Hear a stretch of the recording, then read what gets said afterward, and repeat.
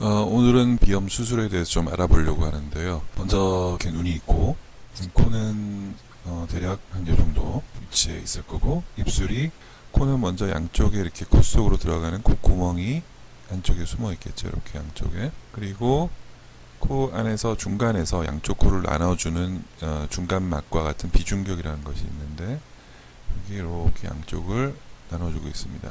그랬을 때 이 비중격에 의해서 이쪽과 이쪽 구조가 나눠지게 되는데, 우리가 일반적으로 비염 수술이라고 말할 때 최근 가장 많이 쓰이고 있는 코플레이터 고주파 수술에 대해서 오늘은 설명을 하기 위해서, 거기서 이제 제일 중요한 게 이제 콧살이라고 그래가지고 비갑계라고도 하는 그런 구조인데요. 세 개의 콧살이라는 게 있어요. 그래서 제일 아래쪽이면서 제일 앞쪽으로 나와 있는 게 하비각계라고 하는 콧살이 이렇게 있고요. 중간에 이제 하비각계 뒤에 위에서 이렇게 내려오는 중간 콧살 또는 중비갑계라고 하는 콧살이 또 있습니다.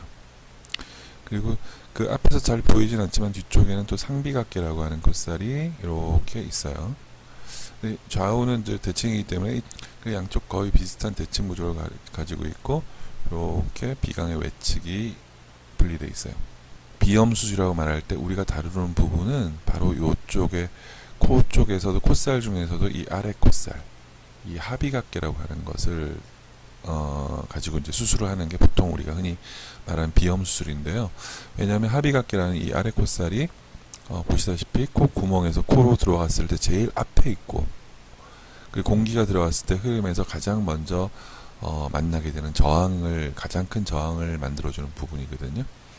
중간 콧살이나 이제 그러니까 상비각계나 중비각계 같은 경우에는 물론 공기 흐름에 영향을 주긴 하지만 하비각계가 대략 콧살 3개 중에서도 거의 80% 이상의 그 공기 저항을 만들고 있는 거죠. 코 쪽 구조를 조금 더 이해하기 위해서, 또 수술적인 원리를 이해하기 위해서는 이쪽 측면, 정면에서 본 게 아니라 아래쪽에서 본 모습이 굉장히 중요합니다. 이렇게 콧망울이 이렇게 위에 올라가 있고, 양쪽 콧구멍이 이렇게 여기도 똑같이 대칭으로 이렇게 있습니다. 그리고 양쪽 코를 나눠주는 중간막, 그러니까 비중격이 이렇게 내려와 있고요. 그리고 아까 설명드린 그 하비각계라고 하는 아래 콧살 보입니다. 양쪽에 예쁘게 이렇게 보이고요. 중간 콧살이라는 것이 역시 중비각계가 이렇게 보여서, 물론 상비각계 아까 말씀드린 게 이게 있긴 있지만 잘 앞에선 보이지 않아요. 이쪽에 있는 요 공간들, 요 두 공간이 우리가 이제 흔히 말하는 숨길이라고 해서 가장 중요한 기능을 하는 공간이라고 볼 수 있는 거죠. 그러니까 중간막하고 그러니까 비중격하고 아래 콧살, 요 중비각계도 있지만 요 외측면, 그래서 비중격하고 중간막하고 아래 콧살 하비각계, 그리고 또 외측면이 이렇게 이루는 삼각형이 나오는데, 요거를 대충 일자로 봤을 때 삼각형 모습을 보이죠. 요거를 이제 비밸브라고 해요. 그러니까 코 속에 있는 밸브라는 뜻이죠. 코 쪽에서 공기가 흐를 때 공기 저항을 만들어주는 것 중에서 가장 중요한 게 이 비밸브입니다. 비밸브. 이 비밸브 영역이 전체 공기 저항의 대략 50% 이상을 차지하고 있다고 해요.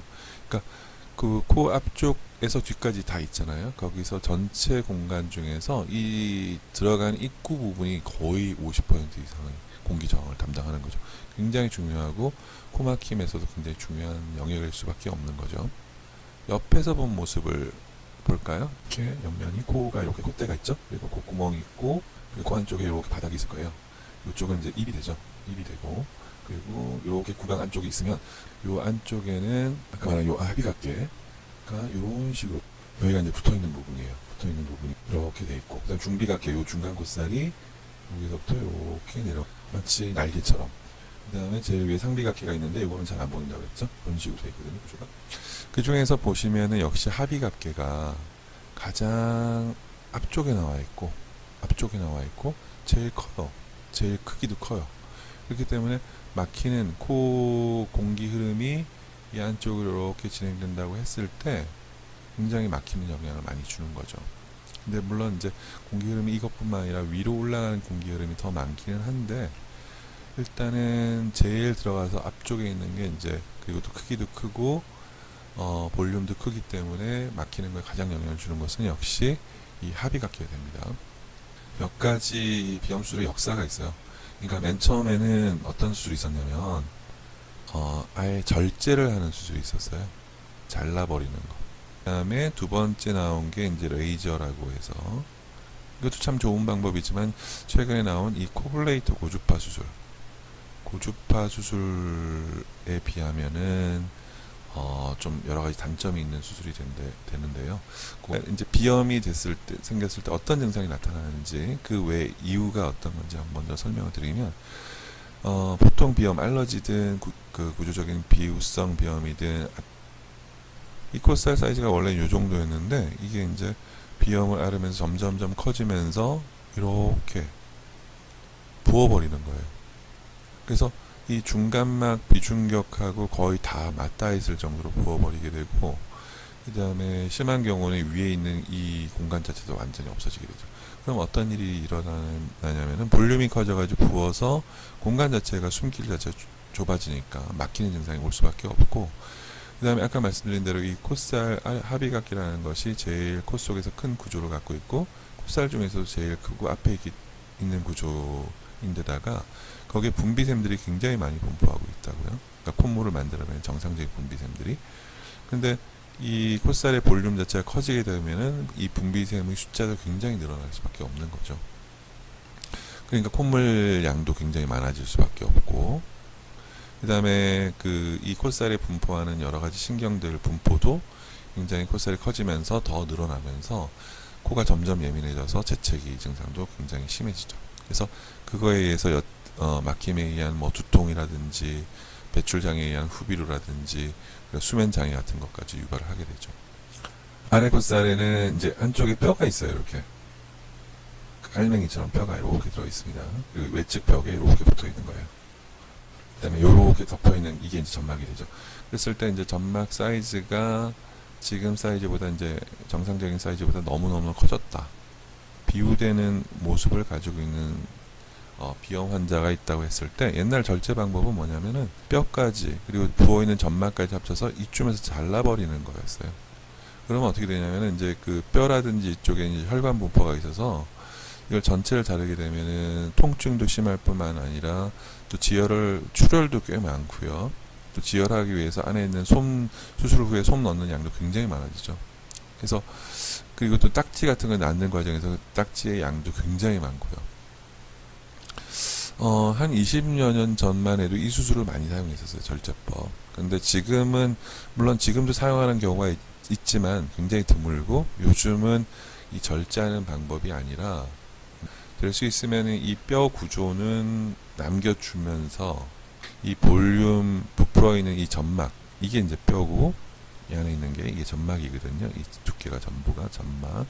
이 점막의 사이즈를 줄여주는 것.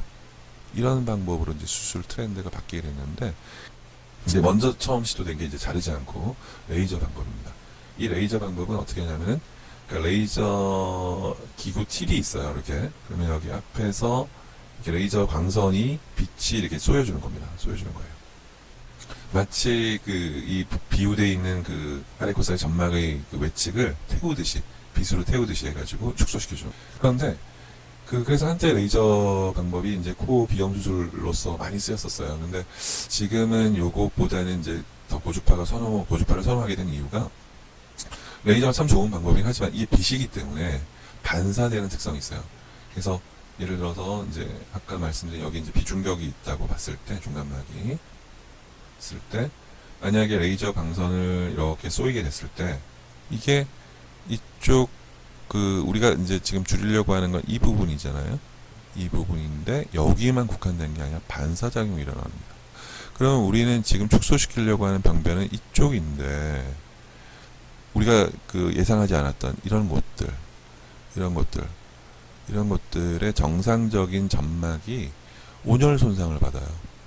레이저 온도가 굉장히 올라가는 거거든요. 우리가 이제 100도 보통 100도면 굉장히 고온이라고 하지만 그게 보통 600도까지 올라가기도 합니다. 그래서 이런데 정상적으로 그러니까 수술하는 술자 집도의가 맨 처음에 의도하지 않은 다른 곳에도 온열 손상을 줄 수 있다는 거죠. 이제 마지막으로 이제 저희가 오늘 설명하려고 했던 이제 하이라이트가 되는 고주파 수술이 지금 최근 수술, 비염 수술 중에서 가장 각광을 받고 있는데요. 고주파 수술은, 아까 레이저 수술은 빗이기 때문에 이 안쪽으로 직접 침투해 들어가지 못해요. 그래서 이 겉을 위주로 이렇게 줄여주는, 축소시켜주는 수술이었잖아요. 그런데 이제 고주파 수술은 이 끝에 있는 부분이 이렇게 점막 안쪽으로 들어갈 수가 있어요.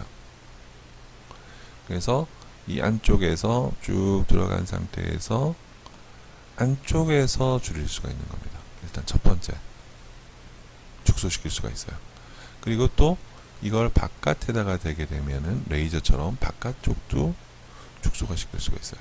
그래서 레이저는 빛이기 때문에 그것을 안쪽으로는 투과하지 못하기 때문에 겉에만 할 수밖에 없다는 그런 한날을 가진 칼이었다고 하면, 고주파는 이 겉층뿐만 아니라 속까지도 같이 줄일 수 있는 그런 양날을 가진 칼이고, 또 고주파의 특징이 전기적인 힘을 이용하기 때문에 레이저처럼 빛이 아니에요. 그래서 우리가 줄이고 싶은 부분만 줄일 수 있는 거죠. 줄이고 싶은 양만큼. 다른 곳, 그러니까 아까처럼 레이저처럼 이제 반사작용에 의해서 이렇게 다른 의도하지 않은 곳에, 그러니까 온열 손상을 주는 경우가 없고, 우리가 술자가 의도한 곳을 적절하게, 그리고 적절한 원하는 양만큼 적절한 부위를 줄일 수 있고, 또 하나는 이 비우되어 있는 겉층뿐만 아니라 속까지 같이 할 수 있다는 것. 그러면서 딱지가 물론 술 후에 생기긴 하지만 레이저보다 술 후에 딱지가 끼는 거 양도 굉장히 적고, 따라서 출혈도 거의 없고 통증도 거의 없고, 그래서 요즘은 이렇게 고주파 수술이 굉장히 각광을 받고 있고, 저희 같은 경우 코코모 이비인후과 같은 경우에도 에서도 그 비염 수술이라고 하면은 언제든지 절제나 레이저 수술이 아니라 고주파 수술, 가장 장점이 많은, 지금까지 현존하는 가장 업데이트되어 있는 그 비염 수술 방법이라고 할 수 있는 고주파 수술을 사용합니다. 그래서 오늘은 이상으로 그 비염 수술에 대해서 그 개념과 원리, 그리고 또 비염 수술의 역사를 쭉 한번 살펴봄으로써 고주파 수술의 장점을 한번 알아보았습니다. 감사합니다.